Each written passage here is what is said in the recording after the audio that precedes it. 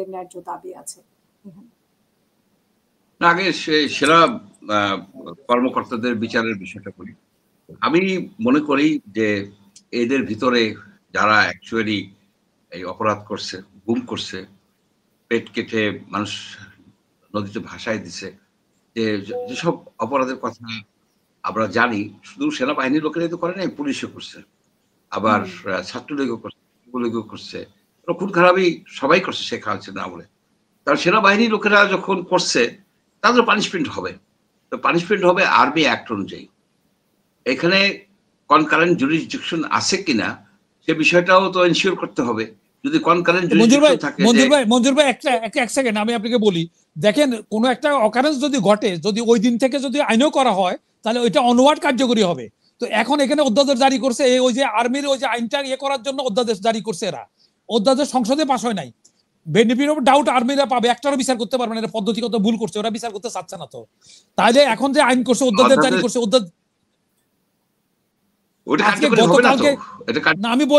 আমি বলি আপনাকে, গতকালকে যদি একটা ঘটনা ঘটে, আজকে যদি আমি আইন করি, পিছনের দিকে যাইতে পারবে না, এটা অনওয়ার্ড যাইতে হবে, সামনে কোনো ঘটনা করলে যাইতে হবে। তাহলে এরা অধ্যাদেশ জারি করছে, আইন করছে, কে অধ্যাদেশ কার্যকরী হবে? ওদের আইন পাস করার অধিকার কে দিচ্ছে তারে? হ্যাঁ,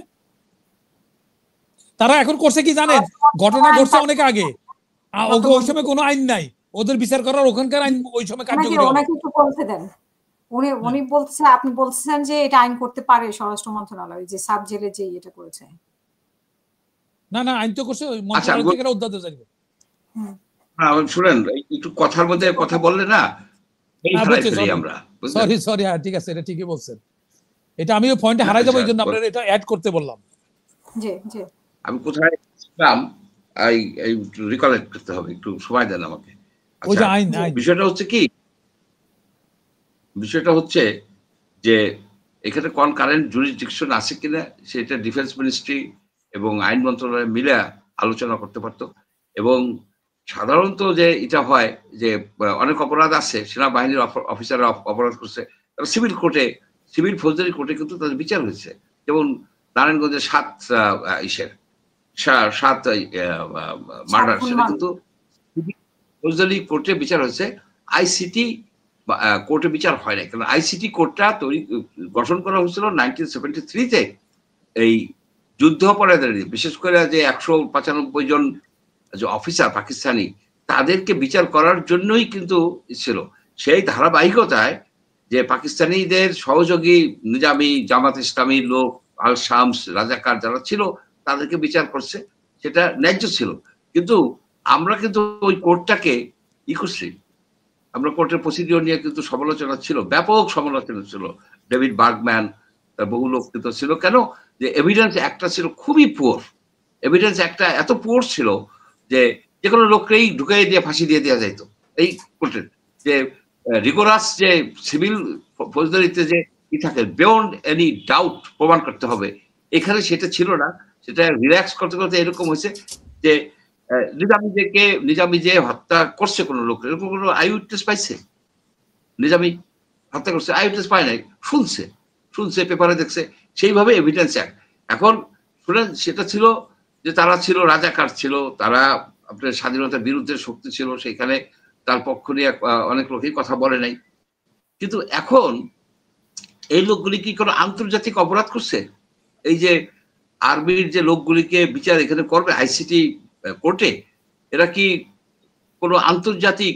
তারা বাংলাদেশি লোক, তারা বাংলাদেশি লোকের উপর অত্যাচার করছে, তারা বাংলাদেশি লোকের উপর অত্যাচার করছে। এই জন্য যে ভলকার টুর্ক বলছে যে কম্পিটেন্ট সিভিল কোর্ট, যাকে যথাযোগ্য সিভিল কোর্টে এদের বিচার হতে পারে। আমিও সেটা মনে করি যে, কিন্তু আইসিটি কোর্টে এদের বিচারের আওতায় পড়ে না। আইসিটি, তারা তো আন্তর্জাতিক কোনো অপরাধ করে নাই, তারা কোনো আন্তর্জাতিক লোক না, তারা হচ্ছে দেশীয় লোক, এবং দেশীয় লোকটা মারছে। দেশীয় যেসব আছে কম্পিটেন্ট কোর্ট আছে, আপনার ফৌজদারি মামলা হয় না, আপনার স্পেশাল ট্রাইব্যুনাল হতে পারে, স্পেশাল ট্রাইব্যুনাল হতে পারে। আবার যে সামরিক ইস্যু যদি আদালতে বিচার হয়, সেটাও হইতে পারে আপনার, এমন না। কিন্তু বিচারটা যেন হয়, এটা হলো আসল কথা। আপনার সামরিক আদালতের বিচার হতেছে অত্যন্ত কঠিন বিচার। আপনি দেখেন কর্নেল তাহেরকে ফাঁসি দেওয়া হয়েছে কিন্তু সামরিক আদালতে, তাদের কিন্তু ফাঁসি অর্ডার তাদের হয়ে গেছে এবং ফাঁসি হয়ে গেছে। আপনার এই জিয়াউর রহমানের হত্যাকারীদের সামরিক আদালতে বিচার হয়েছে না?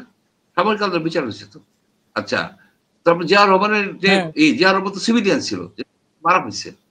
হি ওয়াজ নট এ, সে তো আর্মির ছিল না, লোক ছিল না, সে তো সিভিলিয়ান, কিন্তু তাকে তো আর্মি অ্যাক্টে তার হত্যাকারীদেরকে এই যে কর্নেল ওই যে অনেকে ফাঁসি টাসি দিয়ে দিল।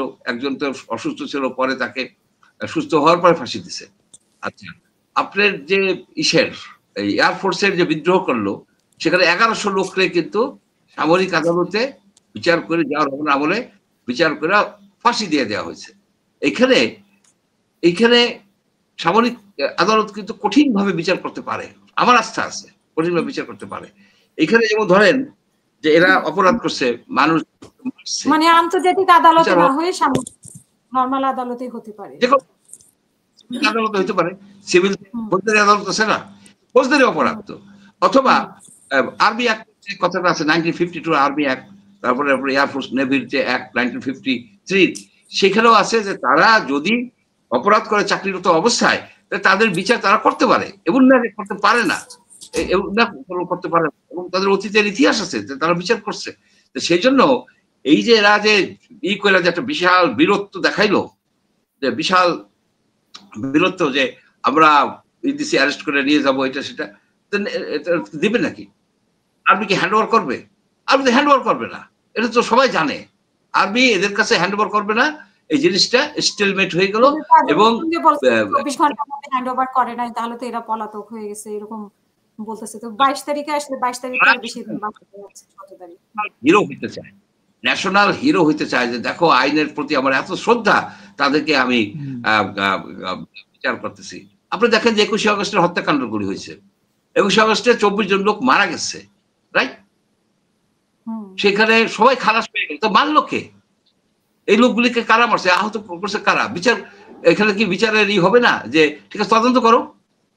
এখানে ঠিক আছে কোর্টে তারেক রহমান, বাবর এদেরকে করে দিছে, মানে রংলি কনভিক্ট করছে, ওকে হইতে পারে, ইউ নেভার নো, কারণ তার আগে হয়েছে না জজবিয়া। সুতরাং তাহলে তো নতুন করে তদন্ত হবে, সেই তদন্তের অর্ডার দেওয়া হয়েছে, তদন্ত কিন্তু অর্ডার দেয় নাই।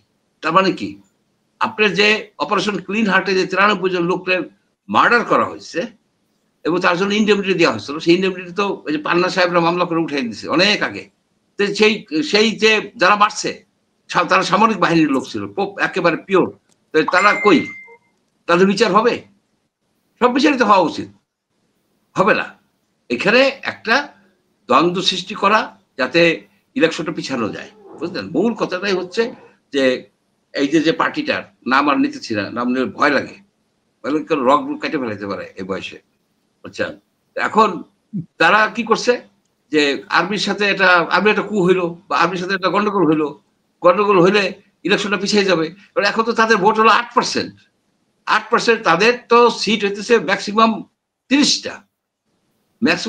সুতরাং যতদিন পর্যন্ত ক্ষমতায় থাকা যায়, এই ইউনূস সাহেব একটা বৃদ্ধ লোক, তার উপর থাকা যায় ভরসা করে, তা থাকলাম। পরে যদি আবার ভোট বাড়ে, জামাতে ইসের ভোট কমতেছে, বিএনপির চাঁদাবাজির জন্য ভোট কমতেছে, দেখি কি হয়। সুতরাং এটা একটা গভীর ষড়যন্ত্রের একটা প্লট আর কি।